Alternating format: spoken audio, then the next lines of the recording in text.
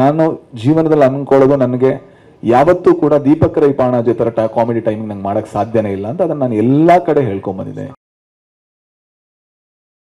ಸೂಪ್ರಮ್ so ಅಂದರೆ ಟ್ರೈಲರಲ್ಲೇ ಬಂತು, ಟ್ರೈಲರಲ್ಲೇ reveal ಆಗ್ತಾ ಇದೆ. ಅಂದರೆ ಅದೊಂದು ಪಾತ್ರದ ಹೆಸರು, ಆ ಪಾತ್ರ ಯಾರು ಅಂತ ಸಿನಿಮಾದಲ್ಲಿ ಗೊತ್ತಾಗುತ್ತೆ. ಸುಲೋಚನಾ ಫ್ರಮ್ ಸೋಮೇಶ್ವರ ಅಂತ. ಆದರೆ ಯಾರ ಹೆಸರು, ಅದು ಹೇಗೆ ಬಂತು ಅನ್ನೋದನ್ನ ಸಿನಿಮಾದಲ್ಲೇ ನೋಡಬೇಕಾಗುತ್ತೆ. ಬಟ್ ಟ್ರೈಲರಲ್ಲಿ ಅದು ಗೊತ್ತಾಗ್ತಿದೆ. ಅಂದರೆ ಸೂಪ್ರಮ್ ಸೋ ಅಂದರೆ ಸುಲೋಚನಾ ಫ್ರಮ್ ಸೋಮೇಶ್ವರ ಕಟ್ಟಾಗಿ ಸೂಪ್ರಮ್ ಸೋ ಅಂತ ಆಗ್ತಾ ಇದೆ. ಹೌದು, ನಾನು ನಿರ್ಮಾಣದಲ್ಲಿ ನಾವಿದ್ದೀವಿ. ಹಾಂ, ಇದ್ರಲ್ಲ ನನಗೆ ಒಂದು ಇದರಲ್ಲಿ ಕಾಮಿಡಿ ಸರ್. ಅಂದರೆ ಈಗ ಒಂದು ಮೂಟೆ ಕಥೆ ಇರ್ಬೋದು, ಸರ್ಕಾರಿ ಹಿರಿಯ ಪ್ರಾಥಮಿಕ ಶಾಲೆ ಇರ್ಬೋದು, ಹಾಸ್ಟೆಲ್ ಹುಡುಗರು ಇರ್ಬೋದು, ಇದೆಲ್ಲ ಸಿನಿಮಾ ಗೆಲ್ಲೋದಕ್ಕೆ ಕಾರಣ ಅದರಲ್ಲಿದ್ದ ಹಾಸ್ಯ. ಜೊತೆಗೆ ನಮ್ಮ ಪ್ರೊಡಕ್ಷನ್ ಹೌಸಲ್ಲೂ ಕೂಡ ಹಾಸ್ಯಕ್ಕೆ ನಾವು ಜಾಸ್ತಿ ಒಂದು ಒತ್ತು ಕೊಡೋದು ಸ್ವಲ್ಪ ಟೈಮ್ ಆಗಿತ್ತು. ಒಂದು ಮೂಟೆ ಕಥೆ ಆದ್ಮೇಲೆ ನಾವೇನು ಕಾಮಿಡಿ ಮಾಡಲೇ ಇಲ್ಲ. ಹಾಗಾಗಿ ಮತ್ತೊಂದು ಕಾಮಿಡಿ ಸಿನಿಮಾನ ಬರಿಬೇಕು ಅಂತ ಅನ್ಕೊಂಡಾಗ JPಗೆ ತುಂಬ ಸ್ಟ್ರೆಂತ್ ಇದೆ ಕಾಮಿಡಿಲಿ. ಯಾಕಂದರೆ ಅವರು ಕನ್ನಡ ಸಿನಿಮಾಗೆ ಹೊಸಬರಾದರೂ ಕೂಡ ಅವರು ರಂಗಭೂಮಿಯಲ್ಲಿ ಹಲವಾರು ವರ್ಷಗಳಿಂದ ಅವರು ತುಳು ನಾಟಕಗಳನ್ನು ಬರೆದಿದ್ದಾರೆ. ಬೇರೆ ಬೇರೆ ರೀತಿಯಲ್ಲಿ ಅವರು ಒಬ್ಬ ಒಳ್ಳೆ ನಟ ಕೂಡ ಹೌದು. ಅವರು ನಮ್ಮ ಸಪ್ತಸಾಗರದ ಆಚೆ ಎಲ್ಲೋ ಅಲ್ಲಿ ಒಂದು ದೀಪಕ್ ಅನ್ನುವಂಥ ಪಾತ್ರವನ್ನು ಮಾಡಿದ್ದಾರೆ. ಜೊತೆಗೆ ನಂದೇ ಒಂದು ಸಿನಿಮಾ ಇತ್ತು, ನಮ್ಮ ಎಲ್ಲ ಸಿನಿಮಾಗಳಲ್ಲೂ ಇದೆ, ನಂದೇ ಒಂದು ಸಿನಿಮಾ ಅಲ್ಲ ಸರಿ, ಒಂದು ಮೊಟ್ಟೆ ಕಥೆಯಿಂದ ಹಿಡಿದು ಇಲ್ಲಿ ತನಕ ಎಲ್ಲ ಸಿನಿಮಾದಲ್ಲೂ ಇದ್ದಾರೆ. ಆದರೆ ದೊಡ್ಡ ರೋಲ್ ಕೊಡ್ತಾ ಇರಲಿಲ್ಲ, ಅದಕ್ಕೆ ಇವತ್ತು ಅವರೇ ಬರ್ಕೊಂಡು ದೊಡ್ಡ ರೋಲು ಅವರೇ ಮಾಡಿದ್ದಾರೆ. ಸೊ ಮುಖ್ಯ ಕಾರಣ ಇದೊಂದು ತುಂಬ ಎಂಟರ್ಟೈನಿಂಗ್ ಆ್ಯಂಡ್ ಎಂಗೇಜಿಂಗ್ ಕಾಮಿಡಿ. ಜೊತೆಗೆ ನಾನು ಈ ವೇದಿಕೆಯಲ್ಲಿರುವಂಥ ಹೆಚ್ಚಿನ ನಟರ ದೊಡ್ಡ ಅಭಿಮಾನಿ. ನಾನು ಜೀವನದಲ್ಲಿ ಅನ್ಕೊಳ್ಳೋದು ನನಗೆ ಯಾವತ್ತೂ ಕೂಡ ದೀಪಕ್ ರೈ ಪಾಣಾಜೆ ಥರ ಕಾಮಿಡಿ ಟೈಮಿಂಗ್ ನಂಗೆ ಮಾಡೋಕ್ಕೆ ಸಾಧ್ಯನೇ ಇಲ್ಲ ಅಂತ ಅದನ್ನು ನಾನು ಎಲ್ಲ ಕಡೆ ಹೇಳ್ಕೊಂಬಂದಿದ್ದೇನೆ. ಅಷ್ಟು ಒಳ್ಳೆ ಕಾಮಿಡಿ ನಟ. ಜೊತೆಗೆ ಅವರ ಸ್ಟ್ರೆಂತ್ ಇರ್ಬೋದು, ಅದೆಲ್ಲ ಕೂಡ JP ಗೊತ್ತು. ಯಾಕಂದರೆ JP ಅವರನ್ನ ರಂಗಭೂಮಿಯಲ್ಲಿ ನಿರ್ದೇಶಿಸಿದ್ದಾರೆ. ಜೊತೆಗೆ ಈ ಸಿನಿಮಾ ಕಂಪ್ಲೀಟ್ ಆದಮೇಲೆ ನೋಡಬೇಕಾದ್ರೆ ಮತ್ತೆ ಇನ್ನೊಬ್ಬ ನಟನನ್ನು ನಾನು ಹೇಳ್ತೀನಿ. ಅಂದರೆ ಅವರ ಥರ ಆ ರೋಲನ್ನು ನನಗೆ ಸಿಕ್ಕಿದ್ರೆ ನಂಗೆ ಮಾಡೋಕ್ಕಾಗ್ತಿರ್ಲಿಲ್ಲ ಅಂತ, ಅದು ಶನಿಲ್ ಗೌತಮ್ ಅವರು ತುಂಬ ಚೆನ್ನಾಗಿ ಮಾಡಿದ್ದಾರೆ. ಸೊ ಇಂಥ ಒಳ್ಳೆ ನಟರು ಎಲ್ಲ ಬಂದು ಇಂಥ ಒಳ್ಳೆ ಕಾಮಿಡಿ ಮಾಡಬೇಕು ಅಂದಾಗ ಅದು ನಮಗೆ ಲಾಭ ಅಂತ ಅನಿಸ್ತು ನಮ್ಮ ಪ್ರೊಡಕ್ಷನ್ ಹೌಸ್ಗೆ. ಜೊತೆಗೆ JP ಈ ಸಿನಿಮಾ ಮಾಡೋಕ್ಕೆ ತುಂಬ ವರ್ಷ ಕಾದಿದ್ದಾರೆ. ನಾವು ಜೊತೆಗೆ ಬೆಳೆದಿದ್ದೀವಿ ಈ ಕತೆ ಜೊತೆಗೆ. ಹಾಗಾಗಿ ನಾವು ಸಿನಿಮಾ ಮಾಡಿದ್ವಿ ಸರ್.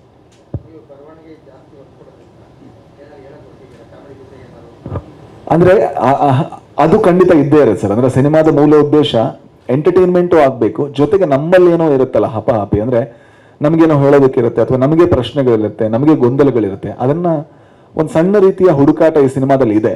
ಆದರೆ ಅದೇ ನೇರವಾಗಿ ಬರೆದು ಆದರೆ ತುಂಬ ಇಂಪ್ಯಾಕ್ಟ್ಫುಲ್ ಆಗಿ ಬರೆದಿದ್ದಾರೆ JP. ಅದನ್ನು ತುಂಬ ಇಂಪ್ಯಾಕ್ಟ್ಫುಲ್ ಆಗಿ ಎಲ್ಲ ಪಾತ್ರಗಳು ಅಭಿನಯಿಸಿದ್ದಾರೆ. ಒಂದು ಸಂದೇಶ ಇರುತ್ತೆ ಸರ್, ಅದು ಸಿನಿಮಾದಲ್ಲೇ ನಿಮ್ಗೆ ಗೊತ್ತಾಗುತ್ತೆ ಏನು ಸಂದೇಶ ಅಂತ. ಇದು ಬೇರೆಯವ್ರು ಆನ್ಸರ್ ಮಾಡ್ಬೇಕಾ ನಾನೇ? ಹಾಂ, ಶೂಟಿಂಗ್ ಒಂದು 45ರಿಂದ 50 ದಿವಸದ ಇದರಲ್ಲಿ ನಮ್ಮ ಮಂಗಳೂರಿನ ಸ್ವಲ್ಪ ಅದು ಒಳಗೆ ಹೋದ್ವಿ. ಯಾಕಂದ್ರೆ ತುಂಬ ರೂರಲ್ ಆದ ಕಾರಣ ಬೆಳ್ತಂಗಡಿ ಸುತ್ತಮುತ್ತ ಕಕ್ಕೆಪದವು ಅನ್ನುವಂಥ ಜಾಗದಲ್ಲಿ ಇದನ್ನ ಹೆಚ್ಚಿನ ವೇಣೂರು ಸುತ್ತಮುತ್ತ ಹೆಚ್ಚಿನ ಇದನ್ನ ಶೂಟ್ ಮಾಡಿದ್ವಿ.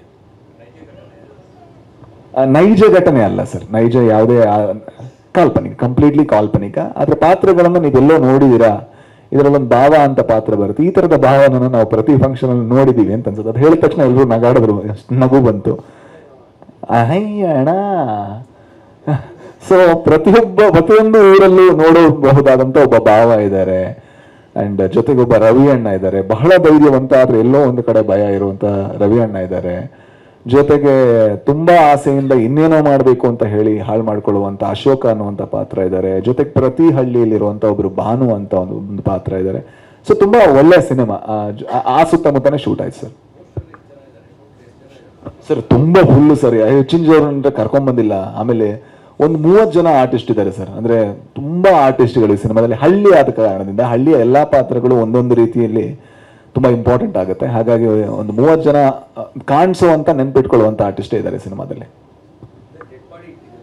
ಹೌದು, ಸಿನಿಮಾದಲ್ಲಿ ಒಂದು ಯಾವುದೇ ರೀತಿಯ ಆರಂಭ ಅಲ್ಲಿಂದ ಆಗುತ್ತೆ.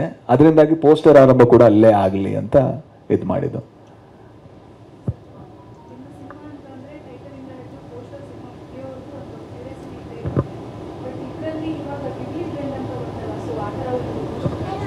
ಹಾ, ಅಂದ್ರೆ ಏನಾಯ್ತು ಅಂತ ಹೇಳಿದ್ರೆ, ಈ ಸಿನಿಮಾದಲ್ಲಿ ನಾವಿಲ್ಲಿ ತನಕ ಮಾಡಿದಂತ ಕಾಮಿಡಿಗಿಂತ ಸ್ವಲ್ಪ ಎಕ್ಸಾಜರೇಟೆಡ್ ಕಾಮಿಡಿ ಇರುತ್ತೆ.